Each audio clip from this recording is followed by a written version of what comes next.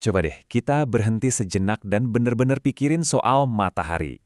Kelihatannya kan biasa aja ya, setiap hari juga ada. Tapi, di balik cahayanya itu ada rahasia yang luar biasa.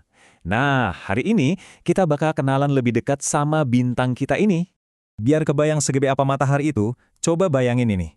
Kita bisa masukin 1,3 juta planet bumi ke dalam matahari. 1,3 juta. Kebayang nggak sih? Gede banget. Nah, ukuran segede gaban itu kan bikin kita mikir ya. Sebenarnya benda langit raksasa yang jadi pusat kehidupan kita ini itu apa sih? Oke, ini dia peta perjalanan kita.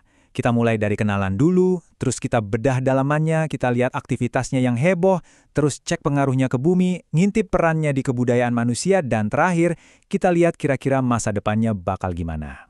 Oke, kita mulai dari yang paling dasar dulu ya. Apa sih sebenarnya bintang kita ini dan posisinya di alam semesta itu di mana? Jadi matahari itu bukan cuma titik di tengah-tengah loh, dia itu penguasanya. Bayangin aja 99,86% dari total massa seluruh tata surya kita itu ya cuma matahari doang.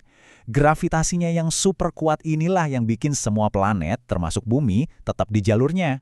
Kalau kata para ilmuwan, matahari itu tipenya bintang G2V. Gampangnya gini, G itu artinya dia sejenis katai kuning, 2 itu nunjukin suhunya yang panas, dan V itu artinya dia lagi di fase hidupnya yang paling stabil, yaitu lagi santai ngebakar hidrogen jadi energi. Nah, sekarang ayo kita bedah si raksasa ini. Kita bakal jalan-jalan nembus lapisannya satu persatu, mulai dari intinya yang super panas sampai ke permukaan yang biasa kita lihat. Perjalanan kita mulai dari intinya, tempat yang panas dan tekanannya, wah udah nggak kebayang lagi deh sama akal manusia. Panas banget! Di dalam dapur nuklir raksasa ini, setiap detiknya 620 juta metrik ton hidrogen diubah jadi helium. Proses inilah yang namanya fusi nuklir. Sumber dari semua energi matahari yang luar biasa itu. Nah, ini nih yang gila banget. Satu partikel cahaya atau foton yang lahir di inti matahari itu butuh waktu sampai 170.000 tahun cuma buat sampai ke permukaan. Kenapa? Karena perjalanannya itu padat banget. Dia harus desek-desekan buat keluar. Jadi, si foton ini perjalanannya panjang. Dari inti, dia harus ngelewatin zona radiatif yang padatnya minta ampun. Terus ke zona konvektif yang bergejolak kayak air mendidih, baru di akhirnya sampai di fotosfer, permukaan yang kita lihat cahayanya. Tapi jangan salah ya, permukaan yang kita lihat itu kelihatannya aja kalem. Aslinya, wah itu panggung pertunjukan alam yang super dinamis dan kadang-kadang dahsyat banget. Contohnya, ada yang namanya bintik matahari. Ini area gelap yang muncul karena ada medan magnet yang kuat. Dibilang lebih dingin tapi suhunya tetap ribuan derajat Celcius loh, panasnya masih bukan main. Terus, ada juga prominensa atau yang sering disebut lidah api matahari. Ini tuh kayak busur api plasma raksasa yang bisa menjulang ribuan kilometer ke angkasa ditahan sama medan magnet. Keren banget kelihatannya. Dan yang nggak pernah ada matinya itu, angin matahari. Ini semacam aliran partikel yang terus-menerus nyembur dari matahari dan nyapu seluruh planet di tata surya, termasuk bumi kita. Semua aktivitas gila tadi itu bukan cuma tontonan di angkasa sana loh. Efeknya ke bumi itu nyata banget dan sangat langsung kita rasakan. Nah, pengaruh matahari ini kayak koin dua sisi. Satu sisi, dia itu berkah. Dia ngasih energi buat tanaman lewat fotosintesis. Tapi di sisi lain, dia juga bisa jadi ancaman.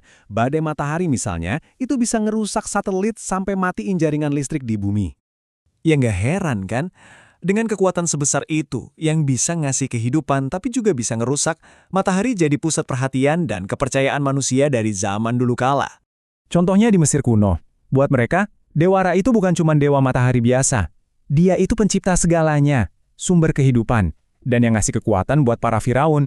Beda lagi sama orang Yunani kuno. Mereka percaya ada dewa namanya Helios, yang tugasnya tiap hari itu keren banget, nyetirin kereta matahari yang berapi-api buat melintasi langit dari pagi sampai sore. Geser ke benua Amerika, ada bangsa Inca yang menyembah dewa Inti sebagai leluhur mereka. Kerennya lagi, mereka sampai nyebut diri mereka anak-anak matahari. Ini nunjukin betapa pentingnya matahari buat identitas mereka. Oke, sekarang kita coba lihat dari sudut pandang yang jauh lebih luas. Bukan lagi soal waktu manusia, tapi soal waktu kosmik. Jadi matahari kita ini umurnya udah sekitar 4,6 miliar tahun. Kira-kira ya setengah jalan lah dari total umurnya. Sama seperti semua bintang lainnya, dia punya awal, punya masa jaya, dan suatu saat nanti pasti akan ada akhirnya. Ini kan bikin kita mikir ya, kalau suatu hari nanti, miliaran tahun dari sekarang, bintang pemberi kehidupan kita ini akhirnya pensiun dan meredup. Terus gimana nasib umat manusia selanjutnya? Itu pertanyaan besar yang menarik buat direnungkan.